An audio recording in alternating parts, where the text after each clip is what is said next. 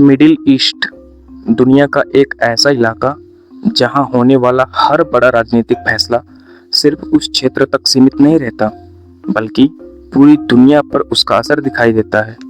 पिछले कुछ समय से ईरान और पूरे पश्चिम एशिया में लगातार बड़े राजनीतिक और कूटनीतिक घटनाक्रम देखने को मिल रहे हैं। इस घटनाओं ने एक बार फिर दुनिया का ध्यान अपनी ओर खींच लिया है।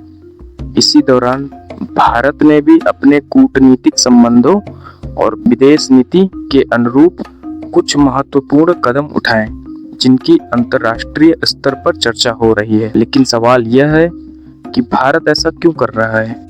इसके पीछे सिर्फ औपचारिक कूटनीति है या फिर कोई बड़ी राजनीति भी छिपी हुई है?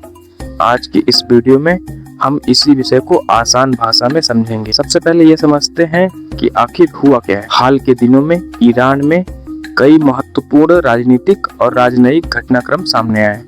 इन घटनाओं के बाद दुनिया के अलग अलग देशों ने अपनी अपनी प्रतिक्रिया दी। भारत ने भी अपने लंबे समय से चले आ रहे कूटनीतिक संबंधों और संतुलित विदेश नीति के अनुसार अपना रुख स्पष्ट किया। भारत का संदेश साफ था कि क्षेत्रीय तनाव के बीच संवाद, स्थिरता और कूटनीति को प्राथमिकता दी जानी चाहिए।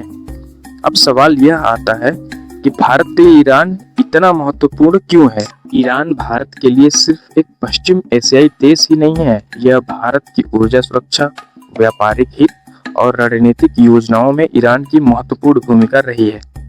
भारत अपनी तेल और गैस की जरूरतों का बड़ा हिस्सा लंबे समय तक इसी क्षेत्र से पूरा करता रहा है।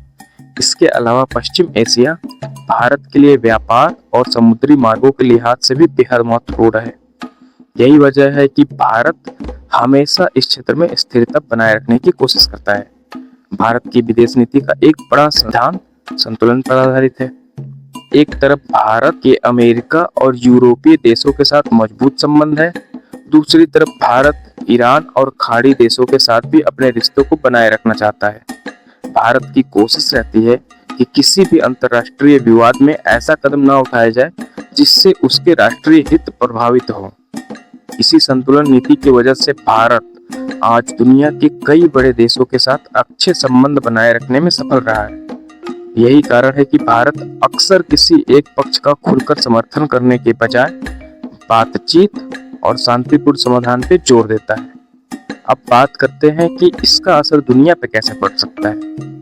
अगर पश्चिमी एशिया में तनाव बढ़ता है तो सबसे पहला असर वैश्विक तेल बाजार पर दिखाई देता है। तेल की कीमतें बढ़ सकती है, जिससे दुनिया के कई देशों की अर्थव्यवस्था प्रभावित होती है। भारत जैसे महत्वपूर्ण ऊर्जा बाजार आयातक देश के लिए यह स्थिति और भी जरूरी हो जाती है। इसके अलावा व्यापार, समुद्री परिवहन और वैश्विक बाजारों पर भी इसका सीधा प्रभाव पड़ सकता है। यही कारण है कि भारत इस पूरे घटनाक्रम पर लगातार नजर बनाए रखे हुए है और अपने राष्ट्रीय हितों को ध्यान में रखते हुए संतुलन विदेश नीति के साथ आगे बढ़ रहा है। आगे आने वाले समय में पश्चिम एशिया की राजनीति किस दिशा में जाएगी, यह कहना अभी जल्दबाजी होगी, लेकिन इतना तय है कि भारत अपनी कूटनीतिक नीति में संतुलन बनाए रखने की कोशिश जरूर करेगा। आपकी क्या राय है?